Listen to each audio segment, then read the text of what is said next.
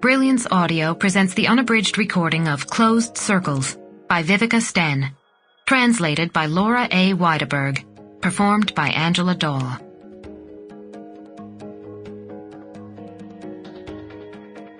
To the kindest Alexander in the world. Sunday. Chapter 1.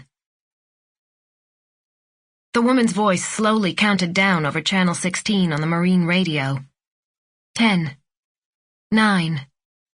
8. The water churned with boats.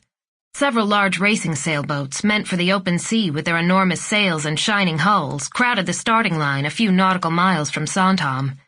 Beyond the starting area, observers maneuvered their boats to get the best view, prepared to follow the spectacle with binoculars. The starting vessel, a minesweeper on loan from the Navy, was positioned to the starboard of the starting line. Everywhere large sails ballooned to capture the slight breeze. The scene was perfectly set for an exciting race. The voice continued. 7. 6. It was a miracle that the competing boats didn't collide as they navigated into position. At times they were only a few inches apart as they jockeyed for the closest position to the orange windward flag. 5. 4. The start pistol would go off with 3 seconds to spare to account for the time it would take for the sound to reach the boats. The first chairman of the Royal Swedish Yacht Club, RSYC, well-known business lawyer Oscar Juliander, stood confidently, his knees slightly bent, behind the wheel of his beautiful Swan, an elegant beauty called Emerald Gin. She measured 61 feet and had a crew of 15. She'd cost a small fortune, over 10 million kroner, when he'd purchased her from the Narrator yard in Finland.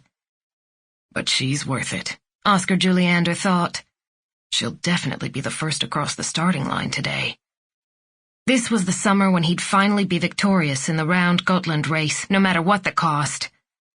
Adrenaline pumped through his veins. Dear Lord, how I love sailing, he thought.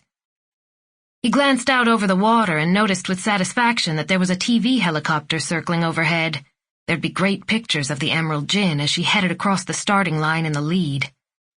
As usual, he didn't mind being in the media, and the media didn't mind turning their cameras on him. All he had to do was make sure he maintained his coveted position high on the windward side, the position everyone was jockeying for right now. He clenched his fists. Soon, very soon, they'd be off on their way to Gotland. Sample complete. Ready to continue?